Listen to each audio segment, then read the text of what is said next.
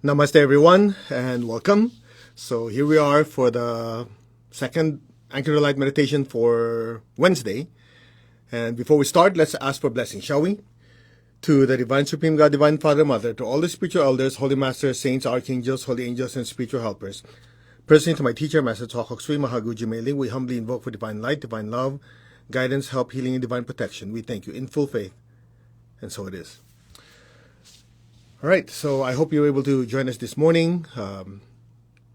Lecture was pretty extensive, and we did meditation, so that's available. Now, tonight, just a quick quote, and the Lord Buddha said, if you want to fly, let go of everything that weighs you down. Okay, I hope I read it right. Hold on, let me make sure I got it right. If you want to fly, give up everything that weighs you down.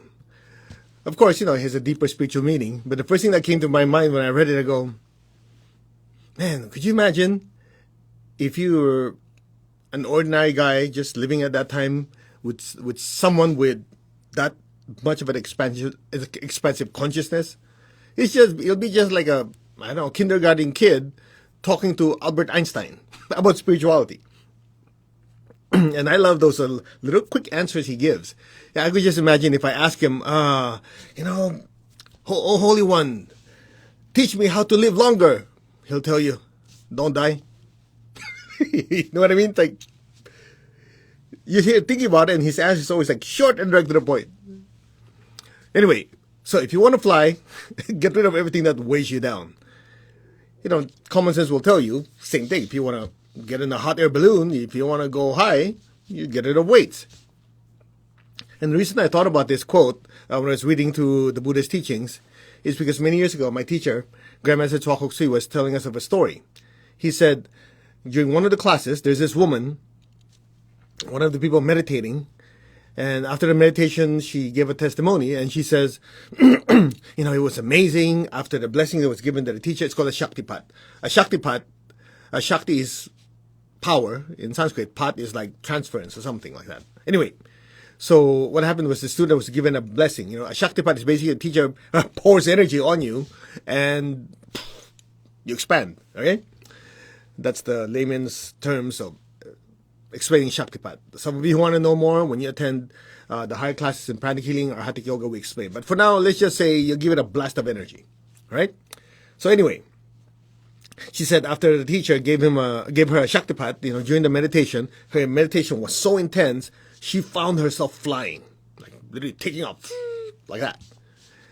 And then she said, but the strange thing is, at a certain point, she was going up, up, up, and then she could feel herself like being pulled down. So in other words, you just imagine you're flying, minus the sound effect, okay? But of course, she was very grateful for the experience. Then my teacher explained it. See, it's like this.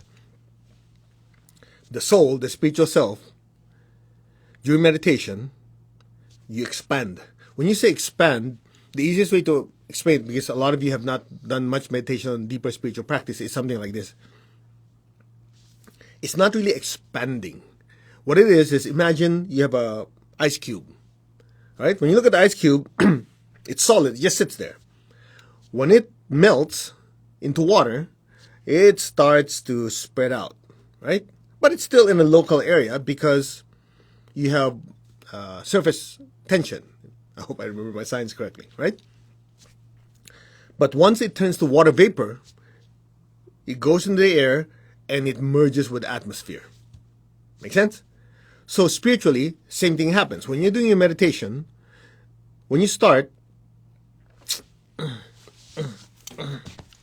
you're trying to be comfortable. What are you trying to do? You're trying to situate the physical body so that it doesn't bother you throughout the meditation, right? So at that point, you're kind of trying to gently, hopefully, remove the influence of the physical body. And emotionally, you notice at first you might be stressed out, thoughts in your mind, mentally.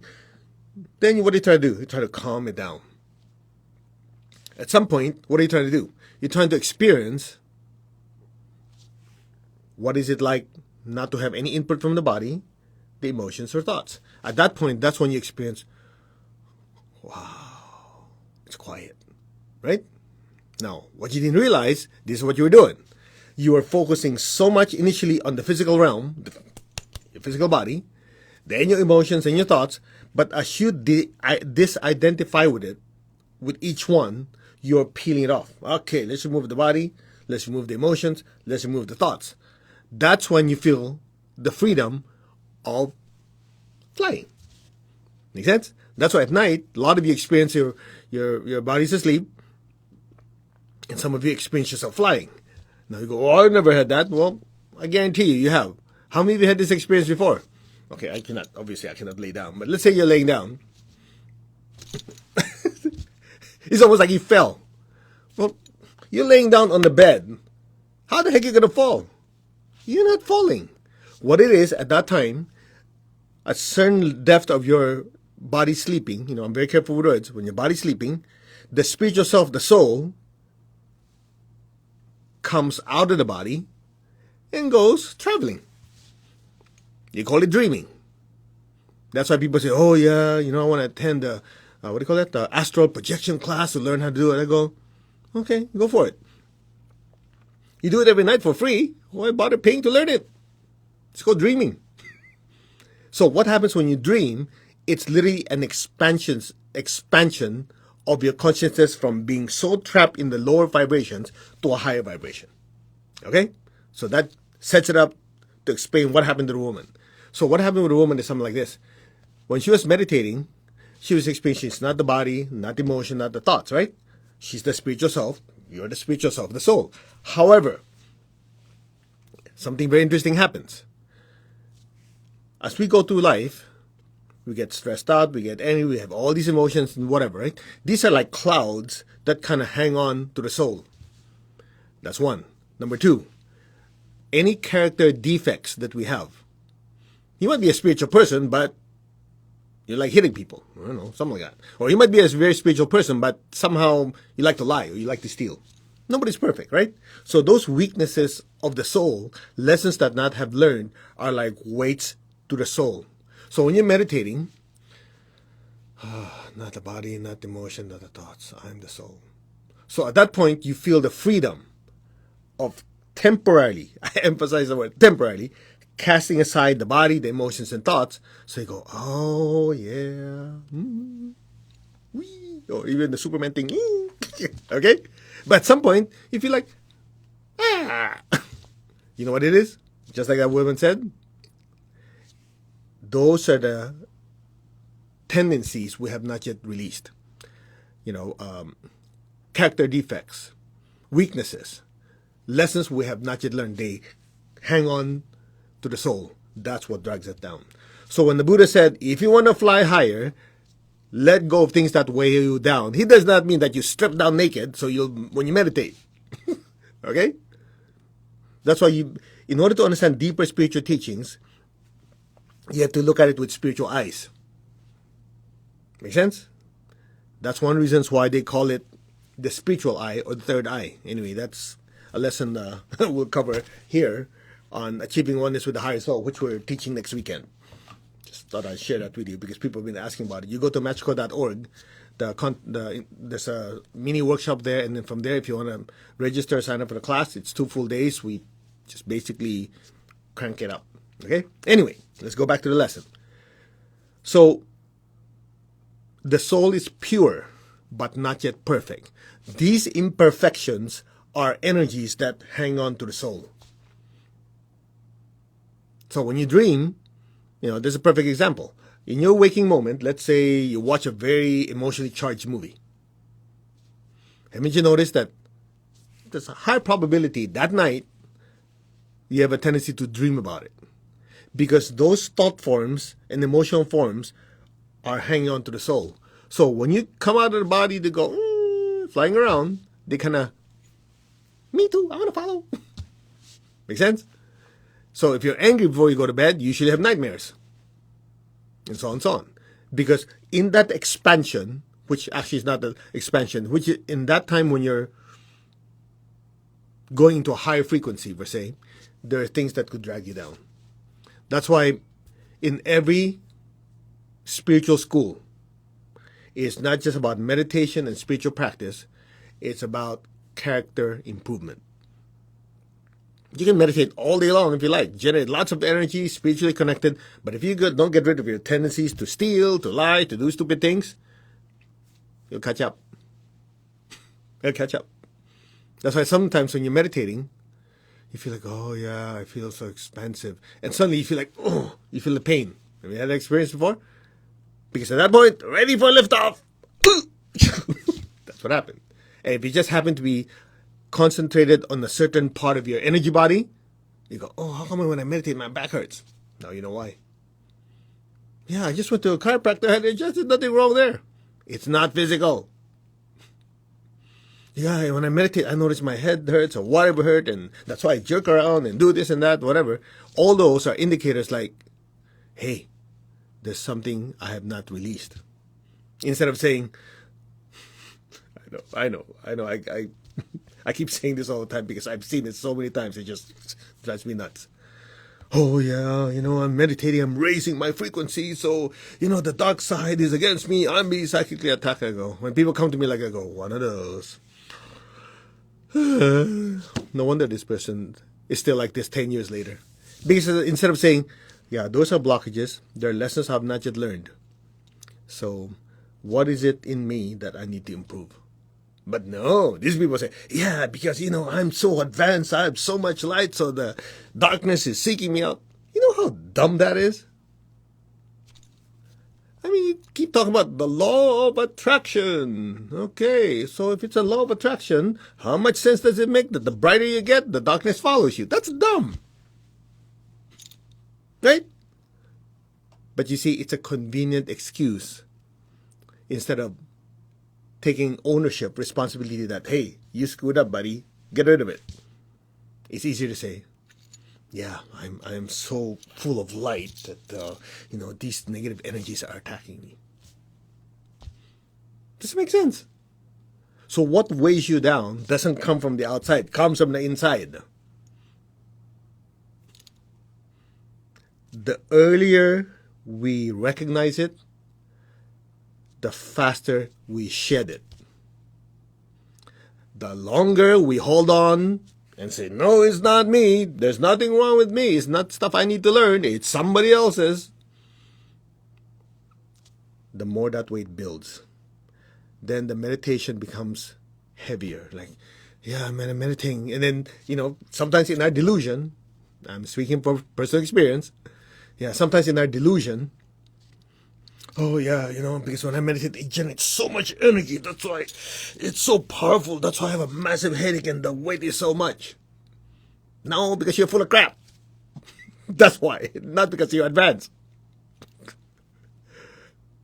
I'm talking from personal experience. Many years ago, that's what happened to me. I had this pain, that pain, this is, I go, so part of me go, yeah, I must be really developing my kundalini is awakened and so on, so on, so on, right? That's my delusion. So I decided to go visit Grandmaster Cho's friend, Mang Mike, who's a fantastic clairvoyant. According to Master Cho, he's on par with Charles Ledbetter, the clairvoyant in Theosophy, which is like, they look at you, they can see your physical body, your energy body, your chakras, your aura, and the energy of your soul. And if you told them you had a dream 3 nights ago, they can tell you who's in it and what's your karmic connection with them with one look. You're talking about walking X-ray machine. Okay? And so I went over and Mike, look at my aura, look at my chakras. I'm feeling all this pain and how activated is the kundalini. And I was really trying to feed him what I thought was happening. He looked at me and goes, very dirty. I go, no, look a little clearer. Look over here. I was pointing to my spine because supposedly the sacred fire is coming up. He goes, yeah, very dirty. It's blocked. I go, no. Look a little deeper. You sure clairvoyant. I was it's like telling an X-ray machine where to look. Okay. At some point he goes, yeah. You need to purify. I wasn't happy. I said, oh, he was probably off. It's off day. Everybody get an off day. So I went to visit my teacher, which is he lived like 5 minutes away, right? Got in my car. I was very respectful. I went to my teacher. I said, Mike said this, and this. He goes, yeah. You need to do more purification. So I told him what's happening. He goes, yeah, the energy is blocked. You need to get rid of this. I go, oh, great. So when I tell you these things, it's not because, I read in the book, I went through it. I was just blessed enough to have a teacher that told me in my face, clean yourself up. So when we first realized, okay, yeah, I still have the tendency to do this and that, these are the things I need to improve, you're not trying to bury it. You're not trying to say, oh, I'm being attacked. You're trying to admit, okay, these are lessons I've not yet learned. And when you realize it and you try to improve it, next time the situation comes up, it comes off your aura and your chakras. So in the Catholic tradition, they call it confession. Make sense? That's why you notice when you're angry, you're upset, somebody's bothering you, when you talk to someone, you go, oh, I feel so much better, I got it off my chest. Well, guess what? When we realize the things that wear us down are the negative qualities we have not yet released, once you release them, it feels like weight coming off all over us. That's why our meditations become deeper. And not only that, at some point, you feel a greater expansion. That's it.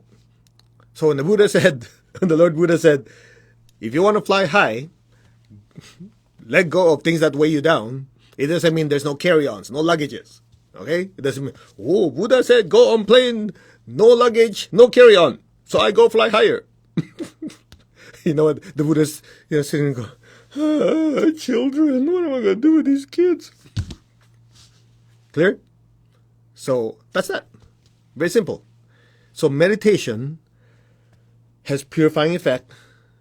And that purifying effect, it also reveals what we need to get rid of. Okay? Now, I'm not trying to harp again on what I see on social media, but, very, very, very seldom, maybe 1 out of 100, I would see in the post say, yeah, and, once I got rid of that anger, I'm happier. No, most people say, I deserve to be happy. I deserve this. I deserve... Hello? If you don't get rid of the anger within you, that deserving whatever not going to last. But no, you put that, who's gonna click like? They're not, because everybody's going, yeah, everybody's trying to do this to me, They don't realize that I'm doing it to myself. Clear?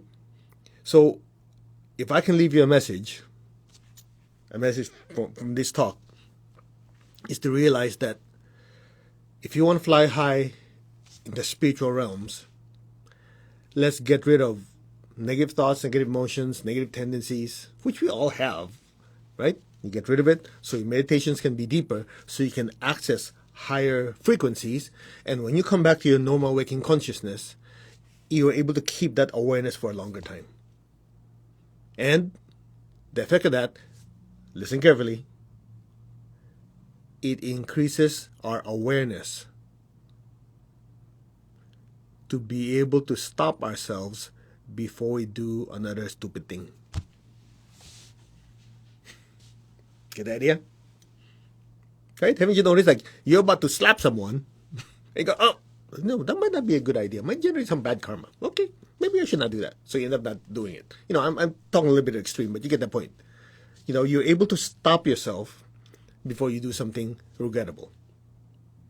But without that spiritual connection, that awareness, it's always regret. Or worse, blame. You don't say, oh, yeah, I shouldn't have done. No. Yeah, somebody else made me do it. I was tempted by this guy with the horns and the tail. Or I was blah, blah, blah. Instead of saying, okay, wait, hold your horses here. That was already inside me since I was a kid. Maybe it's time I need to get rid of that tendency. That's the only way for us to grow. Let go of things that weigh us down so you can fly into the higher heavens. By the way, the word heaven, it's funny, if you talk to a Buddhist, when I die, I go to heaven. They'll say, great, which one? Because the word heaven in the Buddhist tradition means the energy world, the spiritual world, and there are many compartments. So how high you go in the building, the spiritual building, is dependent on how light you are, how little things drag us down. So that's that's the teaching of the Buddha. And it's not because you're Buddhist, it's just a deep insight. Okay? So, shall we remove stuff so we can meditate? I'm not saying you guys strip. That's not what I meant. We're going to get rid of stuff as we do our meditation. All right. To the Divine Supreme God, Divine Father, Mother, thank you for the blessings. To my teacher, Master Chokoksi, Mahagu Jermaine, thank you. All the higher beings, thank you for divine light, love, guidance, help, healing, and protection. Thank you for your compassionate, purifying, healing light. Thank you. In full faith, so be it. All right. Take your left hand, tap your heart center. Take your right hand, tap your crown. We're going to do meditation twin hearts. Just be aware of your heart and crown. Let's just affirm oneness first. I am that. I'm not the body, I'm not the emotion, not the thoughts. I am the soul. I am a spiritual being of divine intelligence, divine love, and divine power. I am that. The soul, the spiritual self. I am connected in one to my higher soul. I am connected in one to the divine spirit in me. I am a child of God, meaning we're all growing and evolving. We're one with God, we're one with all. This is the truth, regardless of the capacity of my brain and nervous system to register this truth. And so it is. Be still.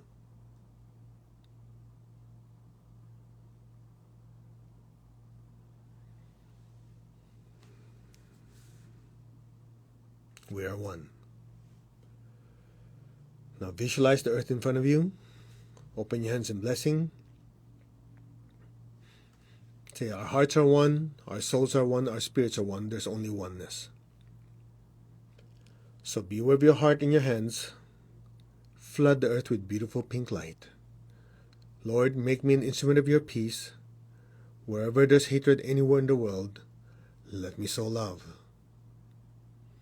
Within me, outside of me, within my family, relatives, friends, the city, the state, the country, anywhere in the world where there is any hint of hatred, let me sow unconditional love.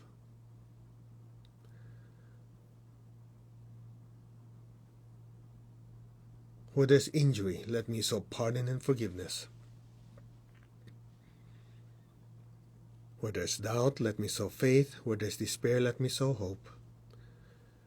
To all who are suffering, you might have friends and loved ones or just people you know going through challenging times with their health, their relationships, even their mental health or their finances. Visualize their lives turning around and improving massively. Blessing them with hope and with faith in a better life. So be it. So be it. So be it.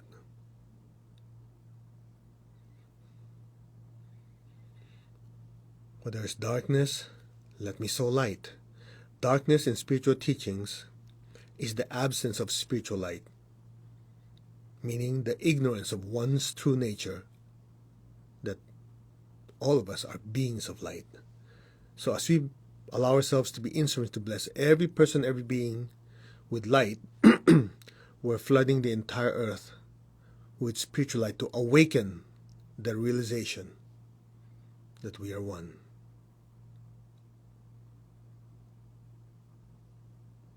We are swimming in the same ocean of light. So it is.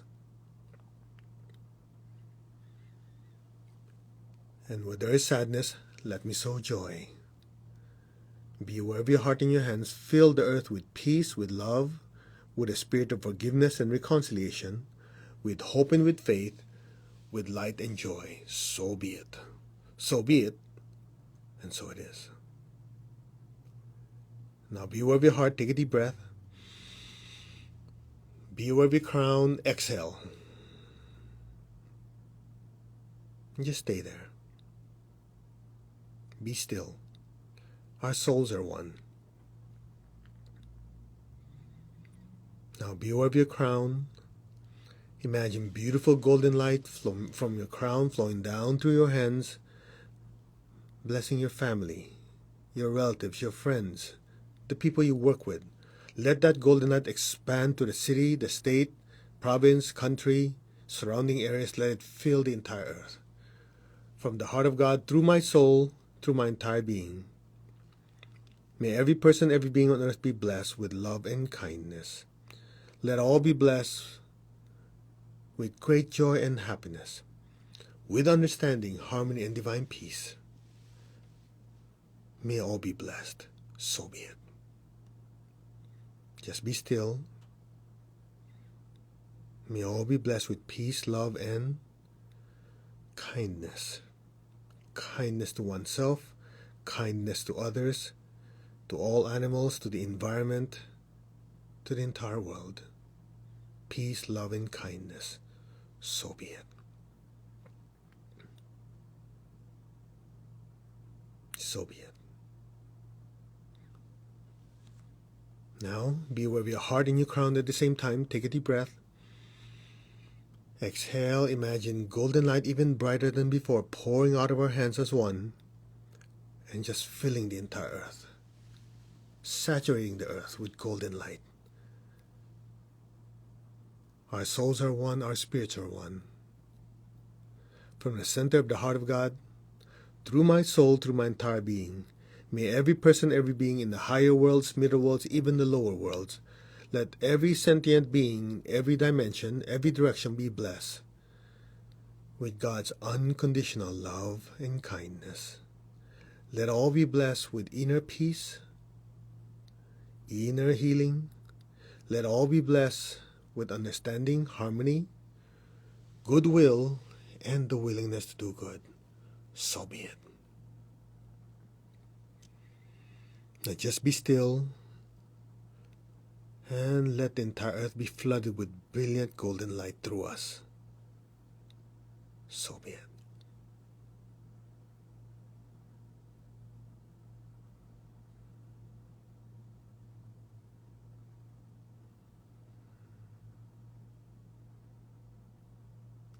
So be it.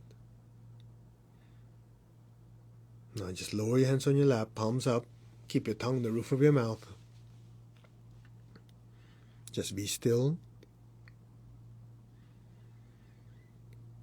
A few inches above your head, imagine a beautiful golden star or golden sun, just brilliant golden light floating above your head. Be aware of the love within your heart.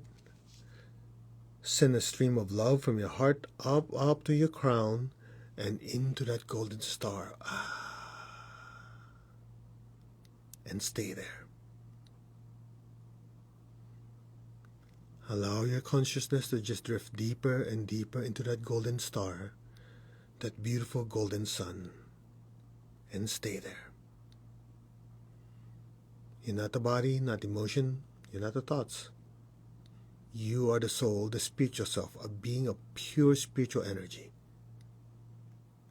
Remember who you really are. A being of light. Be still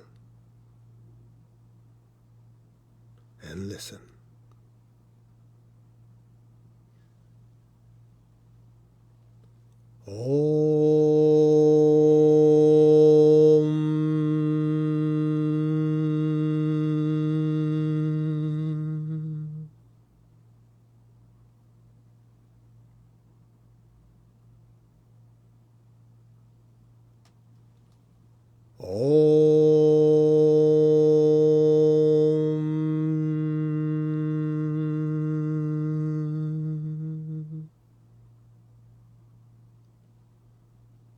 Let your awareness gently drift deeper and deeper into that golden star. And for some of you, see an ocean of golden light. Just allow your entire consciousness to just merge with that ocean of light. You're like a golden drop of light released into an ocean of golden light. You're one with that light. Be still.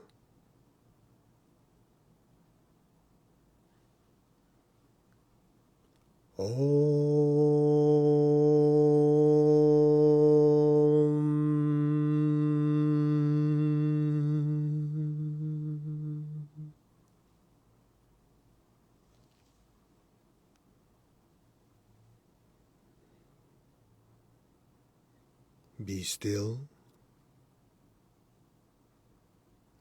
Be aware of that inner stillness. inner peace, nothingness, and just simply let go and let things be. Now,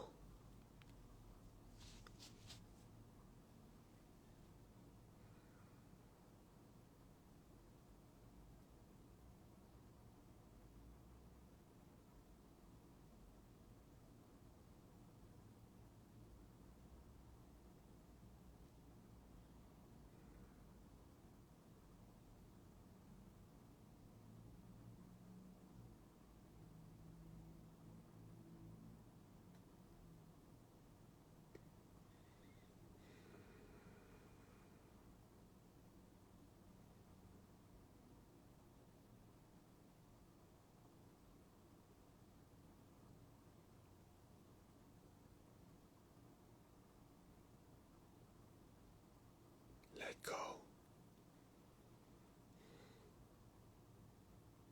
Let's go higher, higher frequency, higher frequency, higher frequency. Let go of things that weigh us down.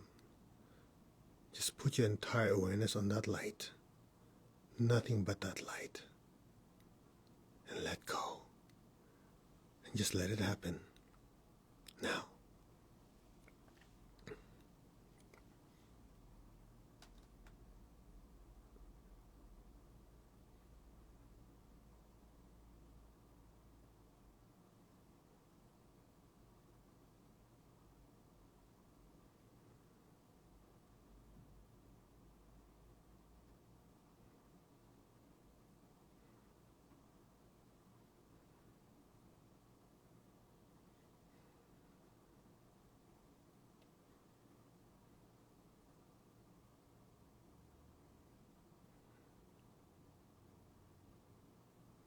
you are one with the infinite ocean of light, infinite ocean of love.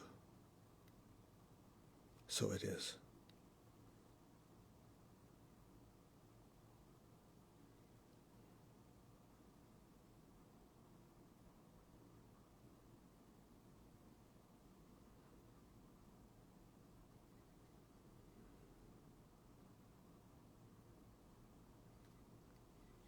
Gently, very slowly, very gently and slowly slide back to your body. Take your time. You can wiggle your fingers a little bit, your toes, that allows you to slowly slide back to your body. These are the farthest parts to your crown, right? So as you move them, it allows your consciousness to permeate through your body and to reach your fingers and your toes. Okay, slowly come back, raise your hands. Imagine all the people you love in front of you.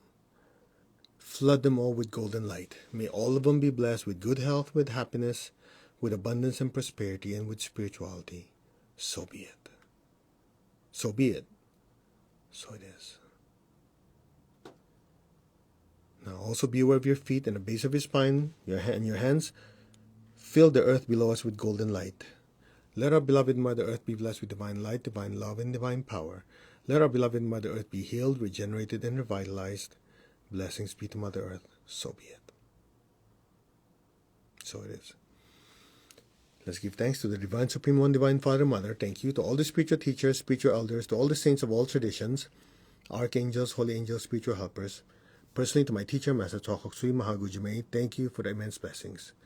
And to the Lord Buddha and Lord Christ, thank you for your blessings and inspiration. So be it. In full faith, so be it. Om. Amen. Amin. Tatastu, and so it is. Okay, you can slowly open your eyes. So I hope most of you went flying with me and we're not being pulled down. We did our best to add some special sauce to give you some booster rockets. At least, hopefully it helped. All right, so we will see you Friday. Friday, remember, is Healing Day. And morning will be prosperity healing. The evening will be emotional healing. All right, we basically rotated every Friday. Prosperity healing, emotion healing, prosperity healing. All right? And just a quick announcement for some of you, a lot of you who have the you have the U.S. addresses. Next weekend, we're teaching Achieving Oneness with the Higher Soul. And if you go to mastercode.org, there's a Heal, Reconnect to Spirit. There's a mini workshop you can join. There's also the direct link to the class. If you're to have a U.S. address, I'm sure somebody's teaching it in your area too. It's just that the way the mother organization is, they try to kind of have it put together that way. So, all right. Other than that, we will see you Friday morning, at least California time, and we'll do prosperity healing. We'll try to get rid of a lot of things that will prevent us from being prosperous. And let me just leave you with this thought, because I know some of you are new. You say, "What? I thought this is a spiritual channel or video, whatever. How come you talk about money?" Anyway, if you haven't heard me say it before, the way I was taught by my teacher is spirituality and materialism are two sides of the same coin. Okay? I'll just be direct with you. Good intentions with no resources are useless. You want to go to a holy place. You want to open up a healing or a spiritual center. You want to help all these people, right? You want to make a difference. If you're dead broke, ain't happening. Get over it. Because I've heard people say, yeah, but it's the intention that counts. You can intend all you like. The hungry person's not going to get fed by your intention. But if you take some money, buy some food, give it to them, they get fed. Simple as that. So that's why the way my teacher explained this is prosperity is important for a person who's on the spiritual path. Number one, it allows them to be able to serve at a bigger scale. Number two, if they're prosperous, they can focus on spirituality and not worry about money. I mean, you want to be chanting, meditating. You don't want to be chanting, meditating, and worrying at the same time. Those don't mix. True? And that is one of the biggest fallacies that I've seen is, there are teachers that advocate, oh, don't pay attention to money. It's not important. It's only the spiritual life. You can have the best teachings in the world. If you don't have the means to get it out, nobody's getting enlightened. Okay? So, we believe in practical, pragmatic spirituality. That's that. You don't agree? Well, sayonara. Okay. Namaste, everyone. You all take care. Have a wonderful night, evening, day, wherever you are. And we will see you Friday for Prosperity Healing. Namaste. You all take care. God bless.